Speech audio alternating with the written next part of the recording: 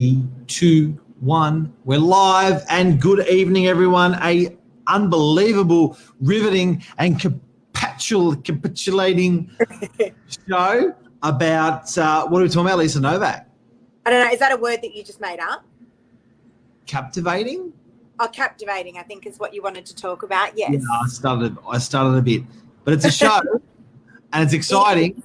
It's about doing it yourself when you are selling or when you are renting the property. Some of the butcher stuff that we've seen happen, and what not to do.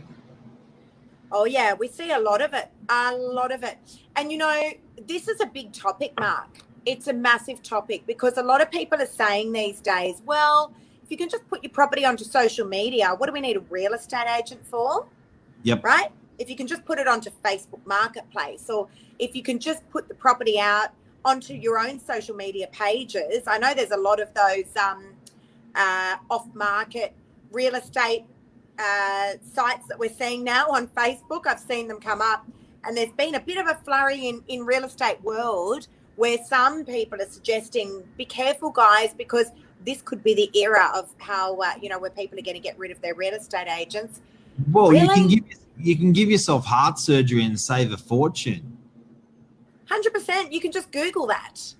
Google it. You know, here's the thing. You've always been able to put your property out and advertise it privately and find a buyer privately and do it yourself. So you could always just do the letterbox drops. Before the days of digital social media, you could just put your property out onto the good old-fashioned newspaper, right, and just put a private ad in there.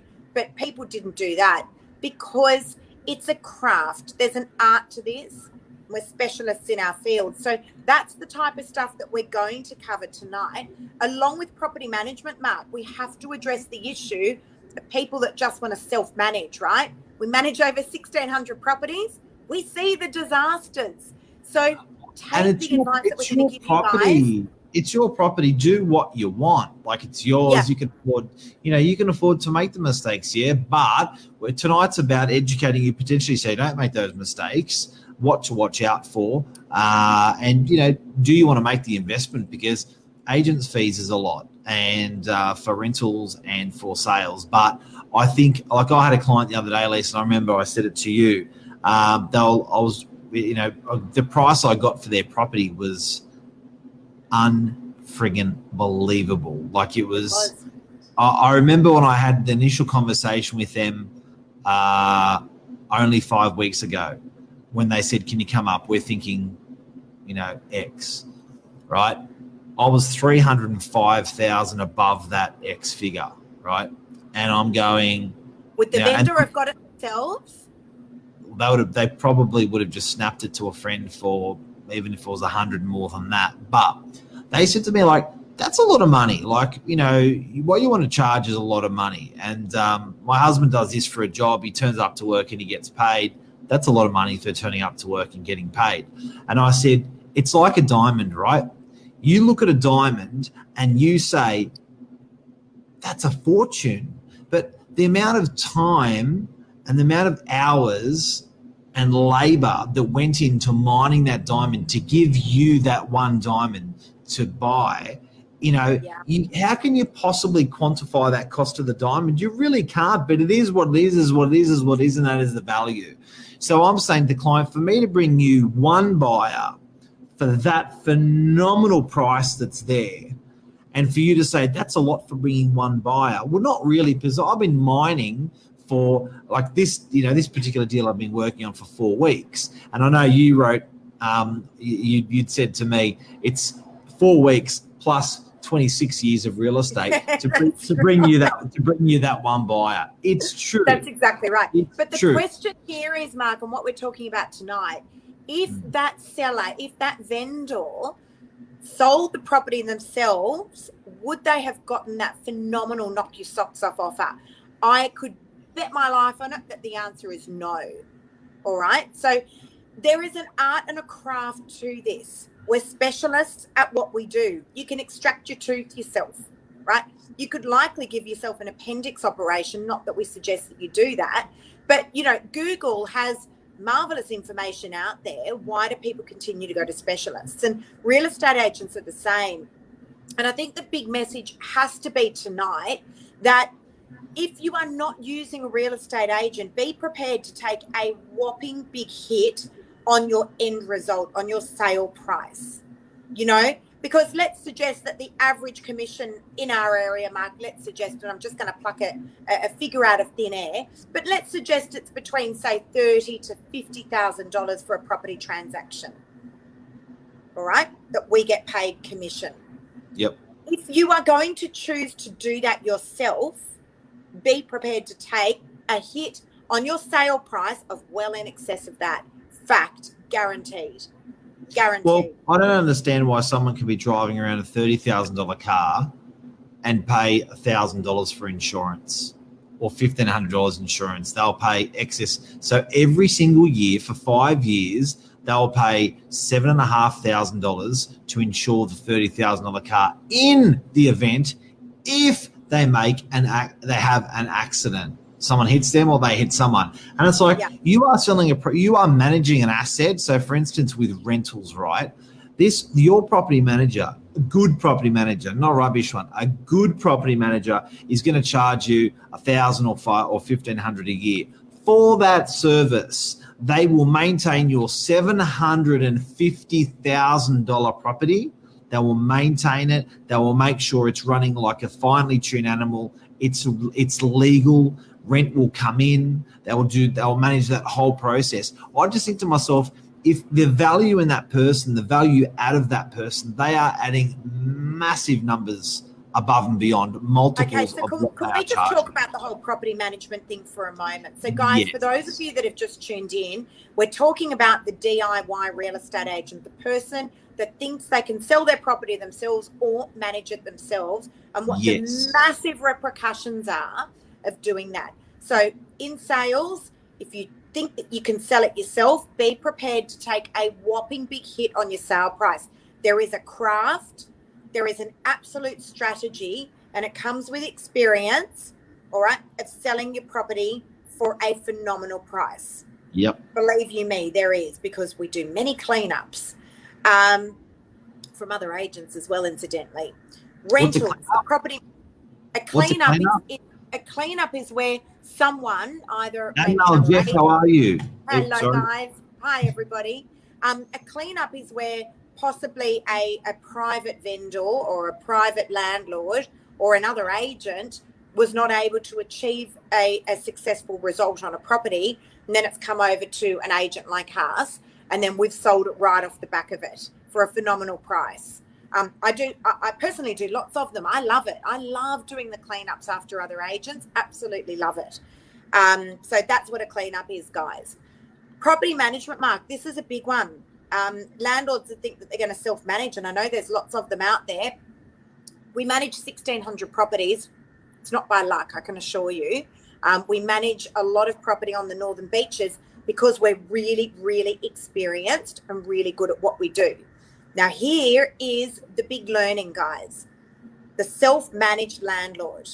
Let's just put it into perspective for a moment. You have, let's suggest you've got an investment property that's worth $1 million. That is $1 million of your hard-earned cash. You want to make sure it is being protected. Yep. Okay?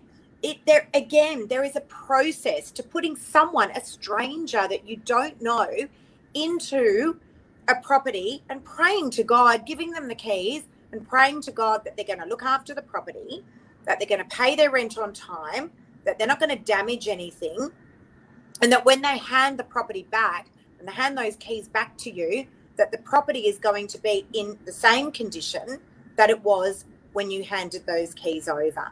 Because this is $1 million of your hard-earned cash. You don't want that to very quickly turn into $700,000 or $800,000. Now, that's what we see when properties are self-managed. You know what? A great professional, a great business person is not judged in the good times. They're judged in the bad times. They're judged in the harsh times. If you are managing a property yourself, like the example you just gave, you will not know how bad it can get, or what a shitstorm it can be until you're knee deep in it.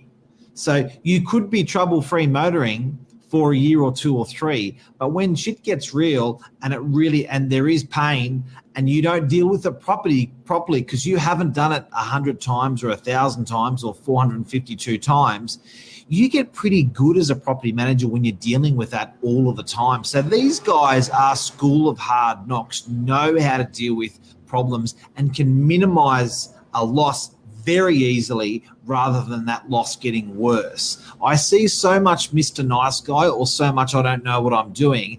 And because that landlord made that decision, they will die by their sword and they will lose thousands and thousands, and potentially $5,000 or $10,000 on dealing with the situation badly. And they do, Mark. Happens. Because you look at the self-managed landlords that come over to us, for instance. Look at the dire situation a lot of them are in, where they've lost an absolute fortune. The property wasn't managed properly because they simply just didn't have the experience and they didn't know what they were doing. And when the SHIT hit the wall, right, and they've brought it over to us, the cleanup that was behind that, the tribunal, it can sometimes equate to tens of thousands of dollars, purely because they were trying to save maybe a few $1,000s a year. So for those of you guys that careful. For those of you guys that don't know what management fees can cost, for those people that might be watching that could be self-managing their own property, you're looking at a fee anywhere between 5 to 7% plus GST. Anything under that, I would be seriously questioning the integrity of the property manager, and anything above that is just way too high and way above where market should be. So between 5 to 7% of the actual rental income plus GST is about what you should be paying for management. It's a very small price to pay for a guaranteed experienced property manager. Now, here's the other thing. Just one other thing, Lance. Jeff's got a very important point he just wanted to point out. Can you read that? Is that Mark the man? Just want to say back over to you, sorry. Thank you, Mark. So it's a very small price to pay, guys, that management fee, for knowing that your property is being looked after by an absolute professional. Okay, again, that $1 million, if we use that as, let's suggest an average price for an apartment, let's say, or a house, or whatever it may be, but let's use the equation of $1 million. It's $1 million of your money. You want to make sure that it is protected. If you had that in the bank, right, you want to make sure that the bank that you've put that money into is going to be trustworthy, reliable, and when you go to withdraw the money, it's going to be there. And it's the same thing with property management. All right, we see disasters happen often with people that self-manage their own properties. Now, Absolutely. Just on that, Mark, something very interesting came across me the other day. Can you tell me what that is, Lisa? Yes, Mark, I would like to. Realestate.com, I believe, have just brought out some sort of a platform where landlords are able to advertise their property on their portals so that landlords can find their own tenants. Are you familiar with this? A bit like domain.com.au has done forever. Okay. So, I know that there's some people in the industry that are up in arms about it. But look, at the end of the day, nothing changes. A landlord that wants to self-manage just simply does not have the experience or the resources to self-manage. I'm sorry, I'm not being disrespectful, but we do this for a living, right? I'm not an electrician. I wouldn't go change it. True. I wouldn't go playing around with electrical wires in our house, right? And it's the same thing in our industry. We're experienced at what we do, right? And again, just going back to what I said, sorry, Mark, just going back to what I said at the beginning of the show, the newspaper has been around forever. I wouldn't mind talking a little bit as well when you're ready. Okay, I'll let you know. But the newspaper's been around forever, and people have always been able to privately advertise their properties for sale or for rent in the newspapers. Nothing has changed. Over to you. Absolutely. But oh, thanks, Liz. But also, you know what? It's simple maths. and this is an accountant's way to look at it. And I get that people are from all different walks of life. Galmatic, how are you? Is that Eleni? Is that Eleni Galmatic? That's the lovely Eleni that we had in the studio. Yes, she said hello and welcome. But it's very simple maths, and I think as a professional, you've got to appeal to people's different professions. So when we're suggesting us to sell a person's property and out those services, and when we're suggesting us to manage a person's property for rent and those services, you've got to be, as an agent, you've got to be compassionate to what industry they're in, and then apply, what you do and overlay that a little bit to how they would see it in their world. In an accountant's way, and looking at it from that way, very analytical, we may run on a 10 or 20% profit as a real estate agency. The fat kid that's eating cake that owns the real estate agency is making 10 or 20% off that service fee. If that's going to be $500 a week, and if the agency is going to take $25 a week, the fat kid is going to get $5 a week. No, $2.50 a week. The fat kid's getting $2.50 a week, right? So professional services. So where's that other 90% being spent of your agency fees? Where's the other 90% being spent? I'll tell you where it's being spent. Leasing consultants, signage, property managers, somewhere to come for people to come and sit down and have a discussion. Yeah. Insurances, all the ancillaries that support that. Behind the professionals, that's 90% of the cost. That's an animal you've got. And not only that, because we're managing so many properties, we're saving costs as well. So, because we're doing it in bulk, we aggregate all of those services. We still only make, 10%. My point is, you are getting an absolute trained military professional managing your property.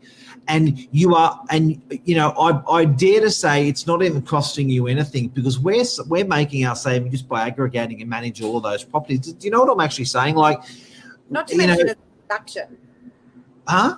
Not to mention it's a deduction. It's a tax deduction as well. But my point is, because we're doing it in bulk, we're giving you so much more value, and still to take a 10 or 20% profit out of it is not which is probably more like 10. But I think as a person that's getting real estate services and paying for a property manager, you are getting super value, a lot more off where it used to be when management fees were 7 or 8%. Now they're sitting between 5, 6, and 7%.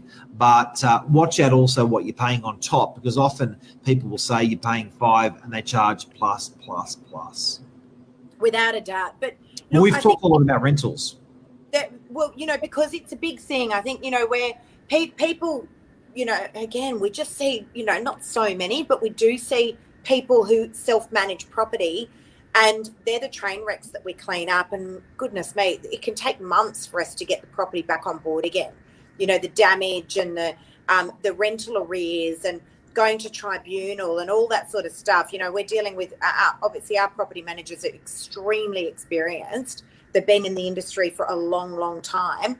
And I can't reiterate enough, where you guys are trying to save maybe a few $1,000s a year on your management fees, it will come back and it will bite you in the bum, because, if your property's not managed properly, rental arrears and maintenance and all that sort of stuff, believe you me, it's going to end up costing you tens of thousands of dollars. So just be careful. Just be careful. It's all good and well. I always say to landlords that say, look, we're thinking about self-managing it. It's like insurance, Mark, like what you mentioned before. Yeah. It's all good and well until it's not. And you know what? If you think all real estate agents are the same, you're the muppet for choosing the real estate agent that's the same as all the rest of them.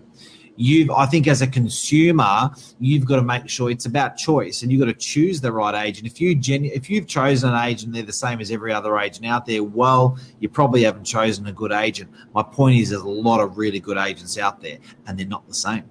No, 100%. And again, just coming back to property managers, yes. There's a very distinct difference between someone who's been in the industry for a matter of months. That part of our industry is not regulated. So it means that you could have been in beauty therapy last month, and this month you're renting out someone's property. So sorry, I just heard a massive noise. I was like, what was something just I don't know if you just heard that there. Sound like a gunshot. Hopefully it wasn't. It's pretty normal here. We hear that all the time. I don't even flinch anymore.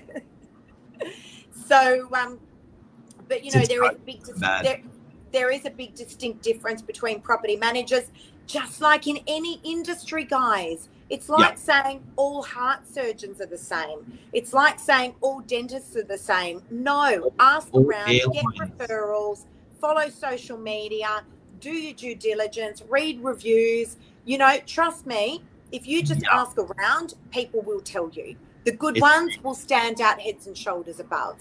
Hey, Lise, what do you think about my title, the Make Money Coach? The Make Money Coach. What do you reckon? Would you like to elaborate on that? Well, you know, people come to me and they say, I've got this much money, and then I go, you buy this, and they make money. Give them good advice, show them good properties, make money. It, Mark. If the shoe fits. I heard it and I thought that I really liked that. This is the first show that I've used the Make Money Coach on. Let's see how it goes. I like it. Look at how many viewers are watching. There's millions watching at the moment as a result. If the shoe fits, Mark, I say wear it. Now, guys, I think we need to wrap up. Just talking. Let's wrap up, Mark. Just talking about a couple of things. So again, the DIY real estate agent. If you think that you can sell your property yourself, or if you think you can self-manage it yourself, be prepared to be down the plug, maybe tens of thousands of dollars. All right, we've seen them. We've seen the case studies. We've cleaned up after a lot of them, and it's never turned out well, not ever. Again, you know, I've seen on Facebook a lot of private sellers that are trying to play the matchmaking game with a private buyer. Guys, it's not about like, oh, I think maybe I could get $1.8 million for my property, and a buyer comes along and says, I'll pay that and deal done. You know what? You could have gotten maybe $2 million if you had an experienced person driving the campaign for you. Fact. All right. And it's the same thing with self-managing your own property. But Mark, I want to talk about the market, what's going on in real estate world and on the Northern Beaches. Obviously, we've come out of complete lockdown now on the Northern Beaches. As it's Saturday night, the shackles are off. Just feels and so I'll tell you what, the market is on. The shackles are off and the market is on. Today has been flat out. I have been on my phone. I've had to charge my phone twice. I've run my battery down that much. But the market's crazy, right? It's back. You know what, Lise? Like, we're going to make some serious capital growth this year. Sydney, Victoria, I think most states are going to make some serious capital growth. This is building wealth into the biggest asset class in the country. We should all be really, really excited. We should all be really proud as Australians. We should all be really confident about the times ahead, and not scared, not anxious, not depressed about what's been happening. You know, and I think that's the past, the last year. If we transpose that into the future, what do you see with property? Say the next 12 months. Oh, it's gonna continue to soar. It has to, Mark. Look, the thing is that property got thrown on its head, sort of, you know, early to mid last year. It got thrown on its head and it just bounced straight back up again. The resilience of the property market has been phenomenal, and that's been Australia-wide. We talk with agents right across the country, and all agents report the same. Stock levels are low. There's buyers in abundance. People have realised that their home, their haven, the roof over their head is more important than it's ever been before. We're spending more time in our properties, right, than we ever have before. And people are happy to throw money at property and, you know, live in their dream properties. Get another room, get a bigger garden, get a balcony, whatever it might be. Transition, that whole sea change, tree change.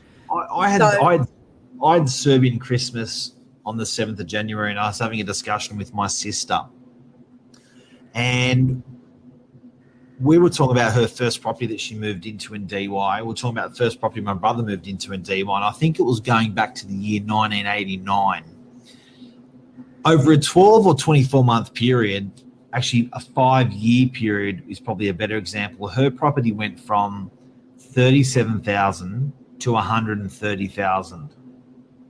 Okay, so if people think that there's no more room for growth in property, where the hell have you been the last 50 years? Because every 10 years, on average, sometimes it's 3, sometimes it's 13. Don't quote me, it's just going to happen. But every single time it doubles. Now, here's DY, right? Guess what it's done? It hasn't doubled in 10 years.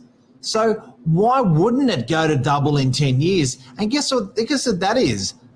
30%. There's room for 30% before it's double in 10 years. It's still conservative times. The market still hasn't gone bananas. If it does do 10, 15 or 20% of the year ahead, it's still on point for doubling in 10 years. It hasn't tripled over the last 10 years. What do you reckon it's going to do in the next 12 months, Mark? Hey? What do you reckon it's going to do in the next 12 months? 15%. Yeah, I was going to say 12. But actually, after what I've seen today, just with the abundance of buyers, and here's what I know after the weekend, and we were face to face with, just as in my team were face to face with about 150 buyers on Saturday. All of those buyers are ready to buy now. The vast majority of those buyers are cashed and ready to buy right now. So I think we did some stats in our sales meeting, Mark, last week. Yep. And we were just, we were taking little bets on what the property market was going to do. I said 12%. I reckon we could see it grow as much as 20% in the next 12 months. I think we're going to see an enormous amount of growth. Say that again. So I would suggest within the next 12 months, we're going to see a massive, massive growth in the property market, maybe as much as 20%. I thought 12% last week, but after speaking with a lot of these buyers today, they're just like, I've got $2 million, find me something, find me a property to buy. Property is moving very, very quickly, low levels of stock, low interest rates. I don't know, just apply common sense. Super smart buddy SMS me today. Little Johnny needs to buy a property. What have you got around 500,000? I have 3 properties for 500,000. My mate, this guy who asked the message, pretty smart bloke. I'm talking one of Sydney's finest. Did not know what the position was with first home buyer grants in its entirety. I'm floored. The basic economy of it, like, he was still surprised that for the property his little Johnny was going to buy, after all the interest, after all the strata, after all the council's paid and the rent comes in, he's still going to give little Johnny 5 to 10 grand a year on top of the interest rate repayments. He was very surprised that he only needed 25,000 for little Johnny if little Johnny doesn't need to have a 20% or a 10% deposit. He was very surprised that little Johnny only needed 25K of the 500K to buy. My point is, know your facts, and with the facts that are out there in the market, the pillars that are out there supporting this market, it must go bananas. There must be good capital. And also, can I just add to that? Looking into my crystal ball, the way this property market's going with this flurry of buyers out there, I'm not overly convinced that first home buyer's grant is going to be around for too long. Yeah. I'm just not overly convinced, right? I really, really don't know that it will be, because there is that property market is so stimulated. There are so many buyers out there. Interest rates are so low. I'm not certain that it actually needs more incentives out there. So right. I think that we may see, my opinion, we may see the government pull that away within the next 6 months. That's astounding. That's incredible. Because what are people going to complain about then? Not enough stock on the market. Not enough stock. Stock's moving too quickly. Yeah. All your stars have aligned as the first home buyer. all your stars have aligned. I opened my shirt as a joke, but it's not that funny. All your stars have aligned as a first-home buyer, and there's people out there that don't know about it. It's like, it's interesting. You know, this is what I've often said about COVID, Mark. There's an information overload with a lot of this stuff. It's hard for people to find this easy to digest, bite-sized information. It's hard. And I think that's the case with the first home buyers. It's complicated. People are like, so I'm a first home buyer and I think I've got to be buying in under the 650. Like, they don't know. They should know, but they don't, because there's been a bit of an information overload. Guys, I think that's all my stuff, Mark. Yep. Chat, important topic, the DIY real estate agent. Guys, don't go trying to sell it yourself. You're going to take a hit on your sale price. Fact, how do you know that you could have gotten more money? You don't know because you don't have the experience. Sorry to be so blunt, but that's the truth. And it's the same with property management. 1,600 properties we manage, not by luck. And the cleanups that we have to do are behind those self-managed properties is always a disaster. Up to 5,000 tenants, up to 5,000 landlords. But you know what? If you don't believe us, call us and speak to us. 100%. At the end of the day, if you don't believe us, call us and ask us why. And we'll happily tell you why. Because the amount of free advice that I give out every day on the phone with friends and family and clients that you're not making a buck for, more than happy to have a chat. And then, people go, yep, sure. Can you please look after Johnny's property as well? People trust you for that reason. So and you know what? It's costing you a few $1,000, $5,000, $7,000, $8,000 annually to have your property managed. Let's suggest that, again, I'm just plucking a figure out of thin air, but thereabouts, to have your property managed and have an experienced property manager like Branka, who's been in the industry for 15 years with us, like Cleo, who's been in the industry for 17 years, 13 years with us, to be able to have those guys on tap, to be able to ring them and get that advice. You tell me any solicitor across the world that you could ring endlessly to get experienced advice for that kind of money. It is a very, very small price to pay. Don't do it yourselves, guys. It will end in disaster. That's it. Boom, boom. I think that's a wrap. That's a wrap. That's it.